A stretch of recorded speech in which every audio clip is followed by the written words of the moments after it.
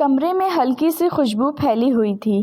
چاندنی پردوں سے پھسل کر فرش پر اتر رہی تھی، جیسے رات خود آہستہ قدموں سے اندر آ رہی ہو۔ عالیہ خاموشی سے پلنگ کے کنارے بیٹھی تھی۔ دل تیز دھڑک رہا تھا، سانسیں بے ترتیب تھیں۔ یہ خوف نہیں تھا، یہ وہ احساس تھا جو زندگی میں پہلی بار کسی کو اپنا بنانے سے پہلے دل میں اترتا ہے۔ احسان کھڑکی کے پاس کھڑا تھا۔ باہر رات بہت گہری ہو چکی تھی۔ وہ جانتا تھا کہ اس رات میں جلدی نہیں، صرف ٹھہراؤ چاہیے۔ وہ پلٹا اور دھیرے قدموں سے عالیہ کے قریب آیا۔ کیا میں تمہارے پاس بیٹھ سکتا ہوں؟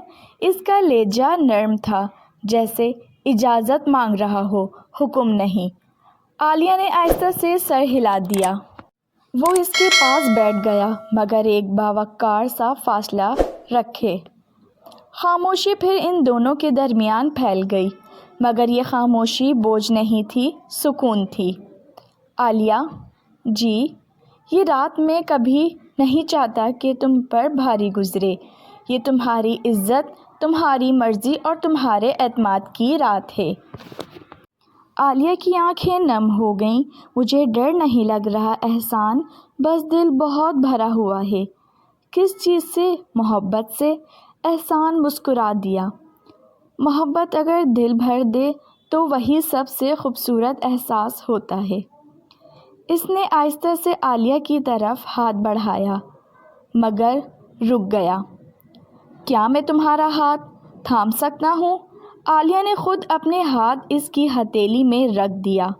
وہ لمس بہت ہلکا تھا، مگر دلوں میں زلزلہ برپا ہو گیا۔ تم جانتی ہو، احسان نے دھیمی آواز میں کہا، میں تمہیں صرف آج کی رات کے لیے نہیں چاہتا، میں تمہیں ہر رات کے لیے چاہتا ہوں۔ عالیہ نے نظریں جھکا لیں، اور میں چاہتی ہوں کہ ہر رات آپ کے نام ہو جائے۔ چاندنی اب ان دونوں کے چہروں پر پڑ رہی تھی۔ رات گہری ہو رہی تھی اور رشتہ مضبوط۔ وہ دونوں آہستہ آہستہ باتیں کرنے لگے، بچپن کی، خوابوں کی اور ان امیدوں کی جن کا نام ہم تھا۔ کبھی ہنسی، کبھی خاموشی، کبھی آنکھوں میں آنسو۔ یہ رات جسموں کی نہیں تھی، یہ دلوں کے ملنے کی رات تھی۔ احسان نے عالیہ کی پیشانی پر آہستہ سے ہاتھ رکھا۔ آج اگر میں تمہارے اتنا قریب ہوں تو یہ اس لیے ہے کہ میں تمہیں محفوظ رکھنا چاہتا ہوں۔